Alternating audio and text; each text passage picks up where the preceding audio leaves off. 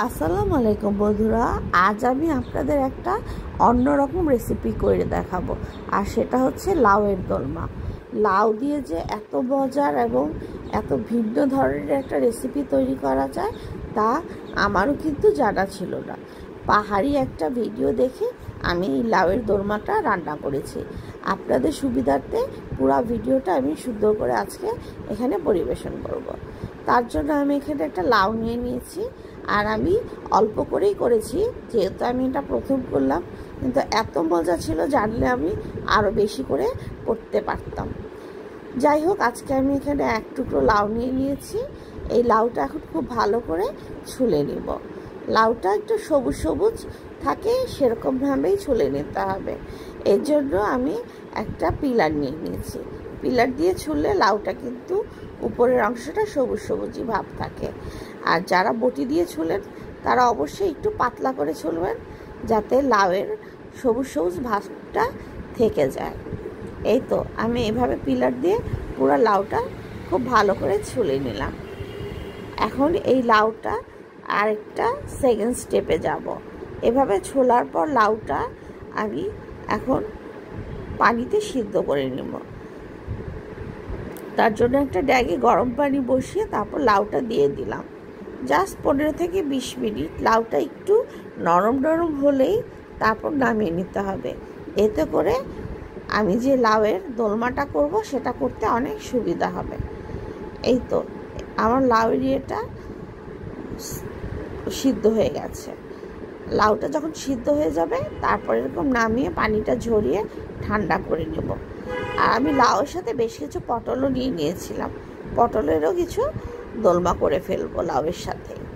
এই তো এখন এই যে আমি যেভাবে পাতলা পাতলা করে কাটবো সেভাবেই পাতলা করে উপরের অংশটা কেটে নিতে হবে। এই উপরের অংশটা কিন্তু সবুজ সবুজ থাকে, এই অংশটা কিন্তু খুব ভালো হয়।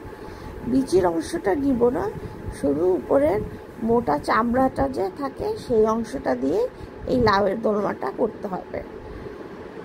একটু প্রথমে করলে একটু কঠিনই লাগে, কিন্তু করতে করতে কিন্তু সহজ হয়ে যায়।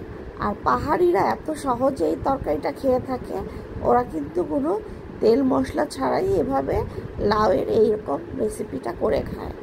আমি তো দেখে অবাক হয়ে গিয়েছিলাম, তাই আমি ওদের মতো না করে একটু আমার মতো করে রান্না করেছি। কারণ ওরা তো একদম শুধু সিদ্ধ করেই খায়, আমি একটু মশলা দিয়ে তারপর এই লাউয়ের এই দোলমাটা রান্না করেছিলাম। কিন্তু খেতে যে এত অসাধারণ হবে আমি চিন্তাও করতে পারিনি। এভাবে প্রতিটা লাউয়ের খোসা আমি পাতলা পাতলা করে ছুলে নিচ্ছিলাম। আর ভিতরের অংশটা রেখে দিয়েছিলাম, ওটা পরে আলাদা একটা সবজি দিয়ে খাওয়া যাবে।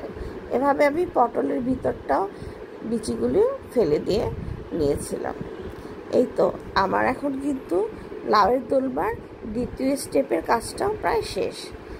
এখন আমি এই যে একটা পুর করে নিয়েছিলাম, শুধু পেঁয়াজ, কাঁচামরিচ আর একটু হলুদ লবণ দিয়ে বেশ কিছু চিংড়ি মাছ টুকরো করে একটু ভুনা করে নিয়েছিলাম। এটাই এখন একটা পুর হিসেবে ব্যবহার করব। যেহেতু লাউয়ের সাথে চিংড়ি মাছ খুব ভালো যায়, তার জন্য আমি চিংড়ি মাছের পুরটাই নিয়েছিলাম। আপনারা চাইলে চিকেন কিংবা বিফের পুর দিয়েও করতে পারেন, শুধু পেঁয়াজ দিয়ে একটু ভাজা ভাজা করে নিলেই হবে। এই পুরটা কিন্তু একদম অলমোস্ট কুক করা। এই তো এভাবে আমি বাকি অংশগুলো পুরটা দিয়ে বেঁচিয়ে বেঁচিয়ে কেটে নিব। আমি যেভাবে করছি সেভাবে আপনারা দেখে দেখে করে নিতে পারেন। এই তো একটুখানি পুর দিয়ে তারপর একটু বেঁচিয়ে বেঁচিয়ে আবার কেটে নিব। এভাবে কিন্তু আমার বেশ কিছু লাউয়ের কোরমার কোপ্তাটা রেডি করা হয়ে গেছে। এভাবে আমি বাকি শীটগুলিও এরকম লাউয়ের পুর দিয়ে ভরে নেব। চিংড়ি মাছগুলো একটু ছোট ছোট টুকরো করে দিচ্ছি। এই প্রসেসে করলেই কিন্তু খুব ভালো হবে। আমার এখান থেকে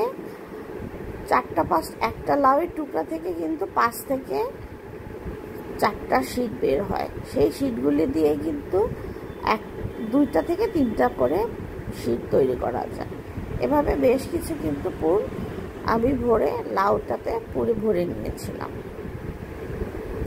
দেখলেন তো বন্ধুরা কিভাবে এটা আমরা যেমন ময়দার শিটে সমোসার শিটে পুর ভরি সেরকমভাবেই পুরটা ভরে নিয়েছিলাম।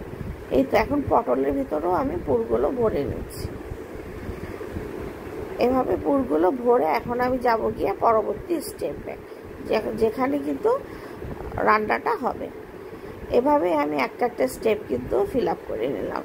এভাবে আমি পটলগুলোর মধ্যেও পেঁয়াজ, কাঁচামরিচ আর চিংড়ি মাছে ভরা পুরটা ঢুকিয়ে নিচ্ছি। যেহেতু চিংড়ি মাছটা আমরা চিংড়ি মাছ যেভাবে ভুনা করি সেভাবেই করে নিয়েছিলাম, সেটা দেখাতে গেলে অনেক বড় হয়ে যাবে ভিডিওটা, তাই ওই পর্যায়ে আমি আর যাইনি। আমি শুধু পুরগুলো ভরে কিভাবে করা যায় সেটাই দেখিয়ে দিচ্ছি।